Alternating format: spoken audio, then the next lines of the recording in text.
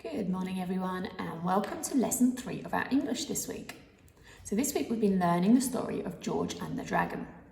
We've learnt about the story map, we've practiced telling the story and we're going to practice again on today's Zoom. And we have also practiced sequencing the story, so putting the pictures back together again. Now today we're going to move on very slightly and we're going to think about settings. So our learning objective is to explore settings. Thank you very much, Monkey. So, first I want you to watch the video, practice the actions, and then we'll practice together later.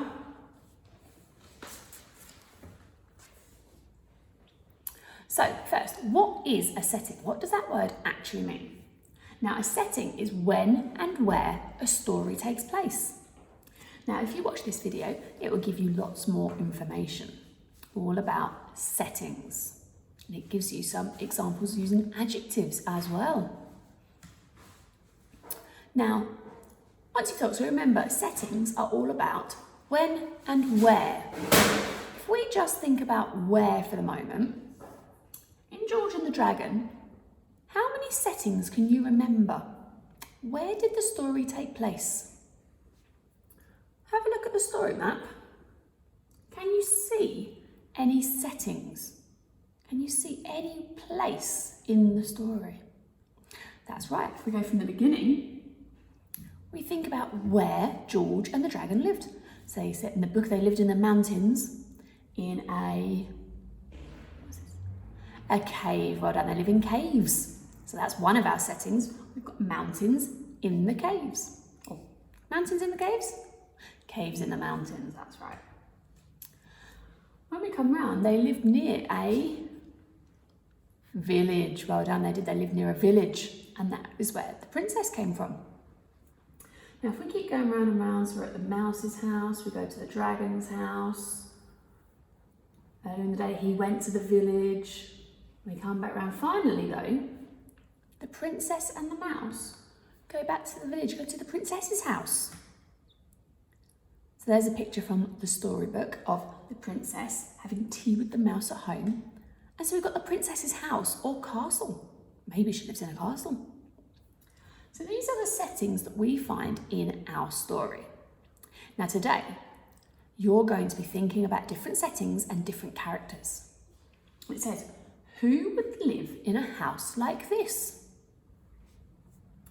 So you've got to match the characters and their settings on the following slides. There might be more than one answer. So you might need to move 2 characters. 3 characters. So you're going to have lots of pictures of settings like this and a selection of characters. Which of these do you think would live somewhere like this? So if you think about their storylines, who might live in a cottage like this? That's for you to choose. You can choose 1 of them, 2 of them, 3 of them. I think there might be 3 answers, maybe 4 on this one. See if anyone can get them. Then we have a setting like this. Which of these characters might live somewhere like that? Then we have this one. I'll try and move this one over a bit actually, it's not in the middle.